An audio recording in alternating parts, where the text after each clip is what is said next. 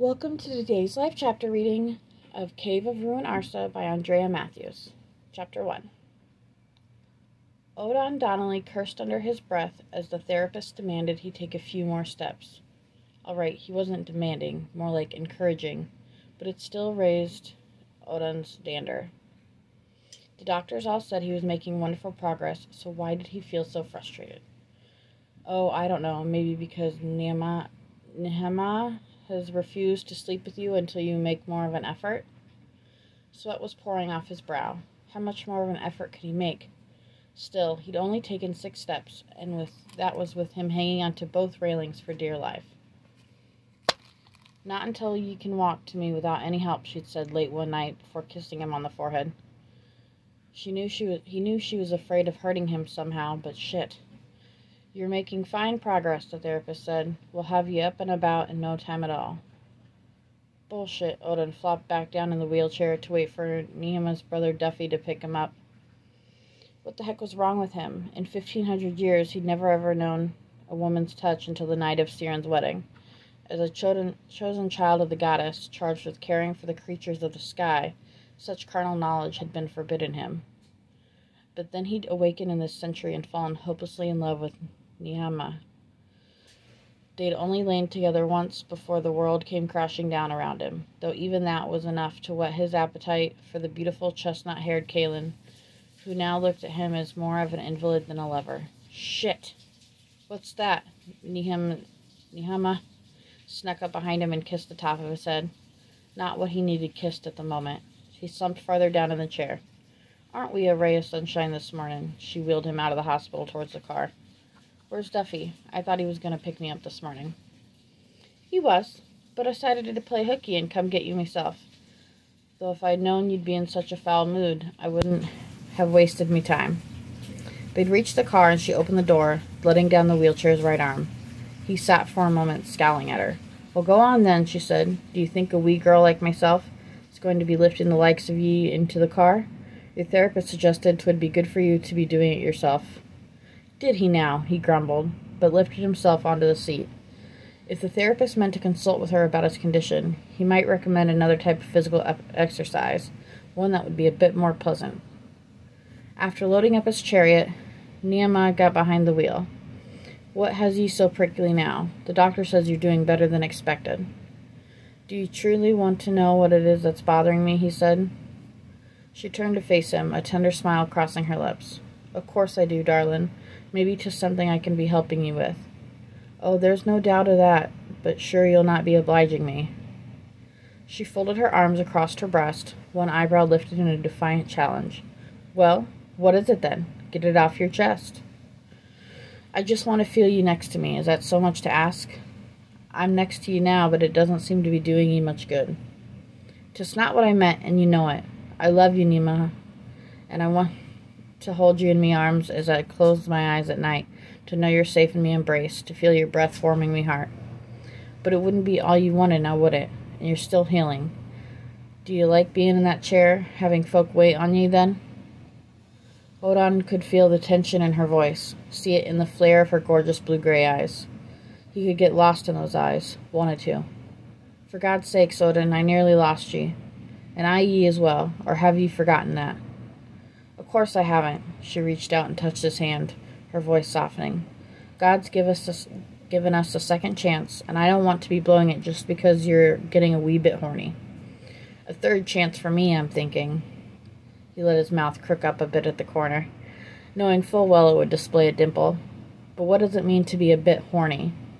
He touched the top of his head, searching for some sort of pointed protrusions, and she laughed. It means you're feeling the need of some intimate stimulation. Well, if that's what it means, there's no wee bit about it. He broke into a full-fledged grin and lifted her hand so he could kiss her palm.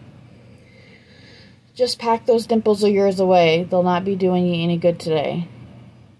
Leaning over, she gave him a kiss on the mouth, deep and warm, before pulling back. That's all you'll be getting for now, so you'd best savor it. Besides, could you imagine what my brother would do if he caught us together?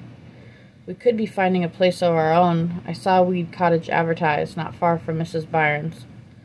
Oh, did ye? You did ye? Well, I reckon 'tis probably taken by now and all. How do you know unless you take a look? Can you not at least do that for me, seeing as you'll not be offering anything else to divert me attention? She rolled her eyes, but headed off in the direction of the cottage she'd spoken of. Though they rode in silence for a while, Ruadhán could almost hear her mind working. He tried to slip inside, but it was like entering a room with 20 people all talking at once. Only one thought rang out clearly. Pick up milk on the way home.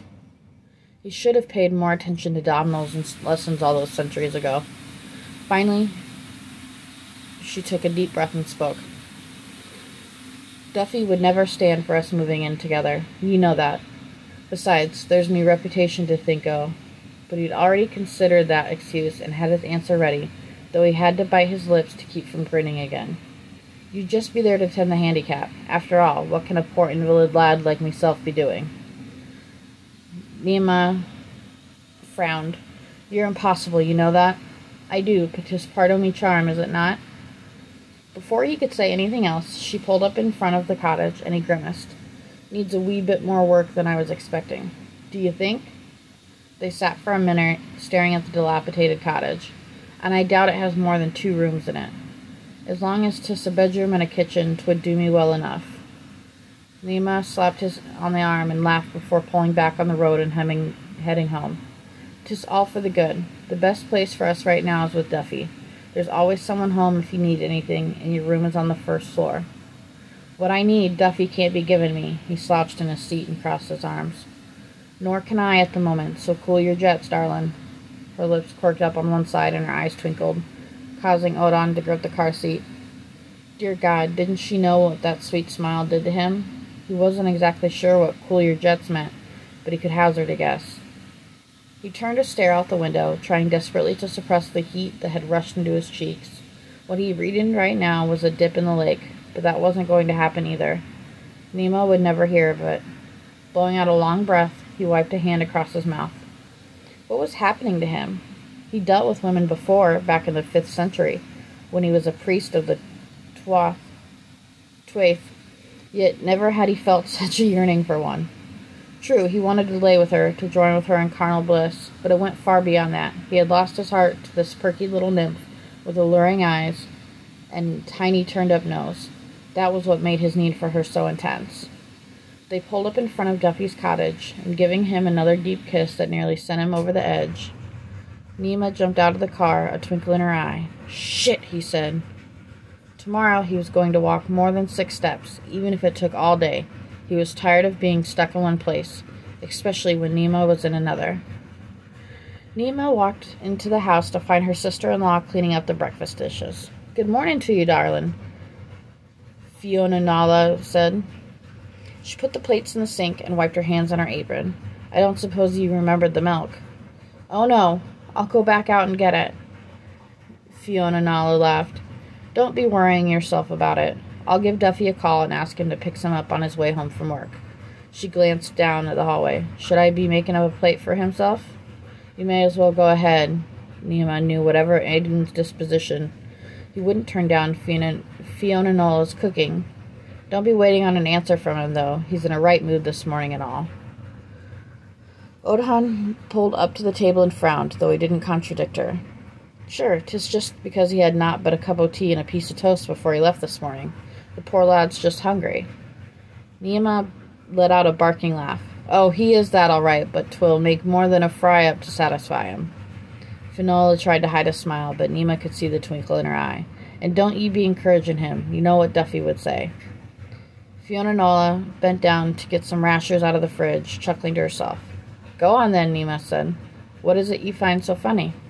Do you truly think your brother's never had the same thing on his mind as this one does? She nodded toward Ruadhán, and his cheeks flushed a lovely shade of red. I suppose he did, judging from the amount of wee ones that are running about, but I doubt he'd be seeing it the same when it came to me. Fiona Nala laughed. Fiona Nala nodded, standing for a moment with the egg carton in her hand. Ordinarily, I'd say you were right, but after all the 2 of ye have been through, sure, he may not be as hard to get around as you think. Ruadhán looked up, a spark of hope shining in his eyes, so Fiona Nala continued. Depending on what it is you're talking about, that is. A flicker of sympathy touched Niaman's heart at the sight of Ruadhán's shoulders dropping physically a few inches. Fiona Nala must have noticed too, because after cracking a few eggs in the frying pan, she turned back to face them. Well, what is it you're wanting to ask him then? Go on, Nima said. She sat next to Ruadhán and bit into a piece of dry toast. She had been so excited about going to pick him up, she had forgotten to eat herself. Shall I make yourself a plate as well? Fiona Nala asked. Her sister-in-law had an uncanny knack of picking up on the slightest hint. That would be grand, thank ye. She turned back to Ruadhán. Are you just going to sit there like you've lost the gift of speech? Ruadhán shifted uncomfortably in his wheelchair. Maybe it was mean to put him on the spot like that, but after the mood he'd been in that morning, she thought he deserved to squirm for a bit. "'Tis not important," he said. "I just thought I saw this wee cottage, and, well, it doesn't matter because the place was a wreck." Fiona Nala put a steaming plate of rashers, hash browns, and eggs down in front of him. "So you're wanting to move in together, then? Do you think it'll be wise, you're still recuperating and all?" "Of course 'tis not wise, Niema. But then he's not using his brain to think, now is he?" "Men rarely do." Fiona Nala chuckled and put another plate down in front of Niema. "'Tis not like that at all," Ruadhán said, his cheeks darkening to an even deeper shade. Niema rolled her eyes and popped a piece of bacon in her mouth. "All right, maybe it is a bit," he said, "but 'tis more than that." Shaking his head, he frowned and looked down at his plate, pushing the food around with his fork. He looked so much like a wounded little boy, lost and alone, with no one to love him, that a ripple of guilt washed over Niema. Perhaps she had carried it too far. She placed her hand on his and gave it a gentle squeeze. "I want to be with you too, but we need to be getting you well first. That tree could have killed you." "I know that, but it didn't, and me heart aches for the feel of you." Fiona Nala cleared her throat, the hint of a smile slipping across her lips, and Ruadhán went all red again. "Well, if you're wanting to know what I think, Niema is right. For now. That's not to say 'twill be the same 2 or 3 weeks down the road. Put some of that yearning you're feeling into getting yourself on your feet. Then we'll all put our heads together and handle Duffy Flynn." She sat and poured herself a cup of tea. "Now eat up so I can get the dishes done before 'tis time for lunch." Niema looked to Ruadhán, and he smiled. That was all the encouragement she needed. "Fiona Nala makes sense, darling. I'm scared to death I'd hurt you right now, cause you to have some sort of relapse. I couldn't bear the thought of it." "'Tis all right. I'm sorry for being in such a foul mood this morning. 'Tis just taking so much longer than I ever expected. 6 steps was all I could manage, and I dared not let go of the railings for fear I'd fall and end up having to start all over again." Niema's heart was breaking. She reached out and brushed the tawny curls out of his dazzling blue eyes. She could stare into them for hours and never get bored. Didn't he know how much she wanted to be with him as well, to feel his breath upon her neck, his touch against her naked flesh? "Just try to be patient. We'll get through this together. Will you wheel me outside for a bit?" Niema sat back, surprised. "Are you daft? 'Tis freezing out there." "Don't be troubling yourselves." Fiona got up and patted Ruadhán on the shoulder. "I'm off to make the beds. The kitchen is all yours." Ruadhán's cheeks flushed again. Niema didn't think she'd seen him blush that much in the entire time she'd known him, albeit that was only a few months. "'Tis not exactly the way I'd imagined this," he said. "I was planning to wait till Ciaran was off on his honeymoon and things had settled down, but then I can't even get down on me knee." I was going to ask what she thought he was. A jolt of pure joy surged through her body, but no. Maybe that wasn't it at all. She had to calm down. She cleared her throat. "What are you planning on doing?" "You're going to make me work for this one, aren't you?" His eyes twinkled with a warmth that had been missing all morning. "Probably, if you're about to be asking what I'm hoping." He reached in his pocket and pulled out a ring, a beautiful little trinket with a diamond set between 2 rubies, her birthstone. "Will you marry me? When I'm able to walk down the aisle, of course." Tears welled up in her eyes. Did he have any doubt what her answer would be? He must have, for the light in his eyes had dimmed just a bit. Well, she make sure she whisked away every trace of doubt that reared its ugly head. "I'd wheel you down the aisle and marry you today if you wanted me to." She sat on his lap, wrapping her arms around his neck and kissing him long and deep. When they finally separated, he was grinning from ear to ear. "I'll take it that's a yes, then." He slipped the ring on her finger and kissed her again. His lips soft and firm against hers, his arms tied around her waist. They probably would have stayed like that for hours if a tiny voice hadn't interrupted. "Auntie Nema," Kathleen said, "why are you sitting on Uncle Ruadhán's lap?" "I'm thinking they're celebrating, darling." Fionnuala came down the hall carrying a bundle of sheets. "Well, am I right then?" Nema nodded. Unable to keep the grin from spreading across her face, she jumped up to show her sister-in-law the ring. Had they been on a romantic island with champagne and roses strewn about, she couldn't have been happier. That was the sweetest proposal she could have imagined, and she wouldn't have had it any other way.